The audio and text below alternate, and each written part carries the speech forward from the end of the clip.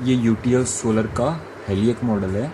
मैं आपको इसके स्विचों का फंक्शन बताऊंगा कि इसके स्विचों का क्या फंक्शन है, कैसे वर्क करते हैं सारे के सारे। तो सबसे पहले यहाँ पे सिस्टम ऑन ऑफ का स्विच है, इसको वन टाइम प्रेस करने में सिस्टम ऑन हो जाएगा। ये सिस्टम ऑन हो जाता है और अब वन टाइम अगेन प्रेस करने में सिस्टम ऑफ हो जाएगा। ये सिस्टम ऑफ हो चुका है,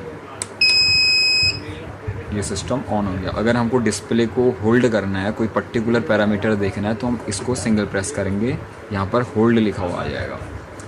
तो ये हमारा अभी बैटरी वोल्टेज दिखा रहा है 12.3। अब हम इसको वन बाय वन देख सकते हैं। यहाँ पे बता रहा मेंस ऑफ, अभी इस पर मेंस कनेक्ट नहीं है तो मेंस अपसेंट दिखा रहा है। फिर अगेन वन टाइम प्रेस करने में मेंस ऑफ, मेंस की फ्रीक्वेंसी दिखा रहा है 0 हर्ट्ज, मेंस अप्लाई नहीं है। मेंस ऑफ, यहाँ पे भी लोड, आउटपुट लोड कितना कनेक्ट है 0%, अभी कोई लोड पर कनेक्ट नहीं है इसमें। फिर ये दिखा रहा 50 हर्ट्ज, जो लोड हमारा आउटपुट पे हमारा 50 हर्ट्ज फ्रीक्वेंसी है। आउटपुट वोल्टेज हमारा 219 है। और सोलर यहाँ पे एसपीबी अपसेंट दिखा रहा है, अभी सोलर इस पर कनेक्ट नहीं है। और ये एसपीबी से करंट एम्पियर जो आ रहा है वो 0 है, क्योंकि हमारा कनेक्ट नहीं है। फिर बैटरी वोल्टेज अगेन 12.3 वोल्ट। फिर सिंगल प्रेस करेंगे तो हमारा होल्ड हट जाएगा, डिस्प्ले मूव करने लगेगा। अब ये डिस्प्ले मूव कर रहा है। अब बात करते हैं सबसे पहले स्विच की। यहाँ पे आईटी मोड दिया हुआ है। आईटी मोड को एनेबल करने के लिए हम इसको, इस स्विच को 3 बार प्रेस करेंगे कंटिन्यू, तो ये आईटी मोड ऑन हो गया। इसमें आईटी मोड में हमारी मेंस की जो रेंज है वो 170 से लेके 270 के बीच में आ जाती है। अगर 170 से 220 के बीच में अगर हमारा मेंस आ रहा है तभी ये बाईपास करेगा। अगर इससे अप एंड डाउन होता है तो ये बाईपास नहीं करेगा। मेंस हाई और लो इंडिकेशन देगा।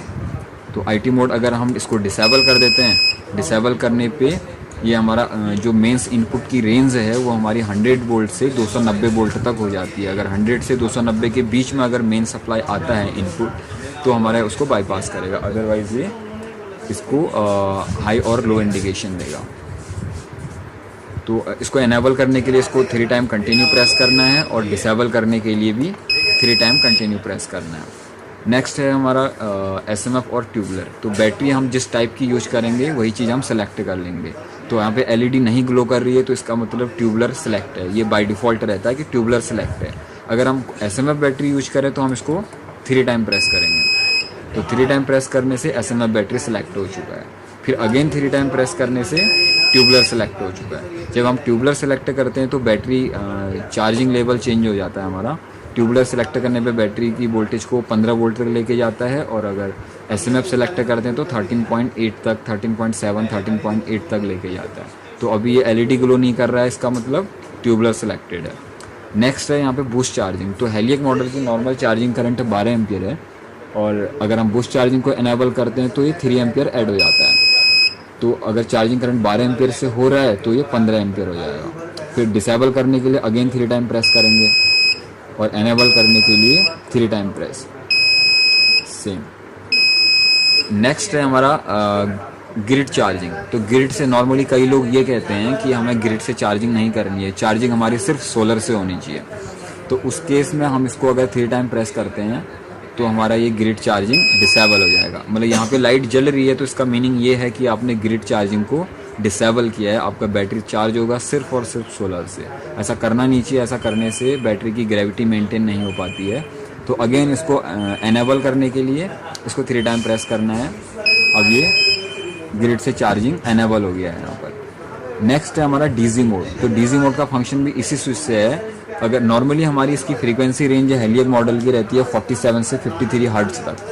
तो अगर इससे बाहर की फ्रीक्वेंसी आती है तो ये E8 एरर शो करता है। अगर आप डीजी मोड एनेबल कर देते हैं, कभी कोई डीजी चलाता है, डीजल जनरेटर चलाता है, तो इसको एनेबल करने से आपकी जो भी फ्रीक्वेंसी आ रही है वो सारी की सारी बाईपास होगी। इसमें कोई रेंज ही नहीं है। तो इसको एनेबल करने के लिए इस स्विच को 8 से 10 सेकंड तक प्रेस करके रखना है।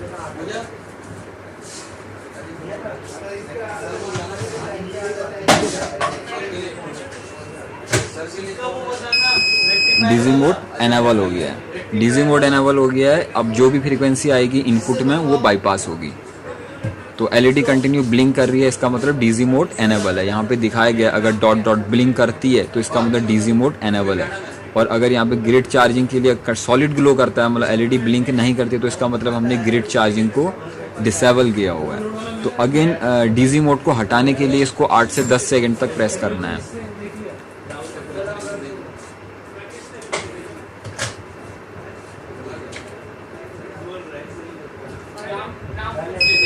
ये हट चुका है, अभी ये हमारा नॉर्मल रेंज आ गई है।